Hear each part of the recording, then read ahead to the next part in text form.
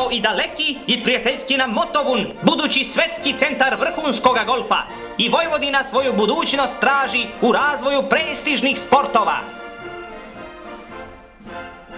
Depresija, alkoholizam, alpinizam.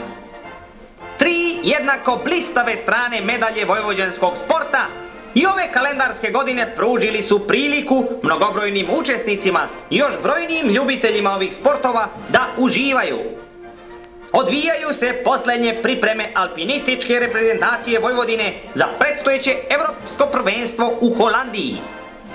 Trener vojvođanskih alpinista, dr. Mirko Schwanzsteigen, je odlučio da se tokom ove faze priprema forsira tehnika kosog, bočnog prilaza od dole ka gore.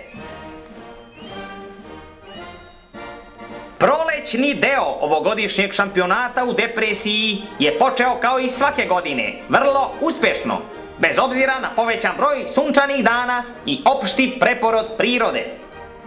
Ovdje možemo vidjeti prošlogodišnjeg šampiona, Atilu Silađija, kako demonstrira svoj umereno severno-bački stil, popularno nazvan u prolazu. Stilovi su mnogobrojni i svaki region ima svoje specifičnosti. Kulen Leš Jančika iz Bačkog Petrovca tvrdi da za svoju uspješnu depresiju mnogo toga duguje svojim najbližima. Oni za njega predstavljaju neiscrpan izvor čemera i beznađa. Iako se nalazi iza prethodna 2 takmičara po broju osvojenih bodova, ljubimac publike je ipak tipični reprezent južno-sremskog stila, Veselin Radoviđenović. Ovdje ga možemo vidjeti tokom svog 2114. depresivnog dana u nizu. Kako je u Vojvodini depresija u osnovi prouzrokovana nedostatkom alkohola, na alkoholizam se gleda kao na stanje kada nismo depresivni. I zaista, učesnici četvrtfinala Kupa Vojvodine u alkoholisanju su sve samo ne depresivni.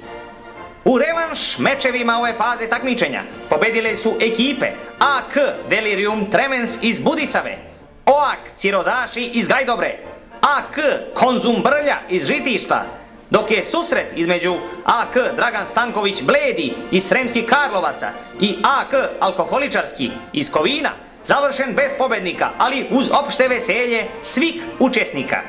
No, bilo kako bilo, takmičenje se nastavlja uz nadu svih preostalih učesnika da će upravo oni osvojiti ovogodišnji kup i dobiti nagradno presađivanje nove jetre.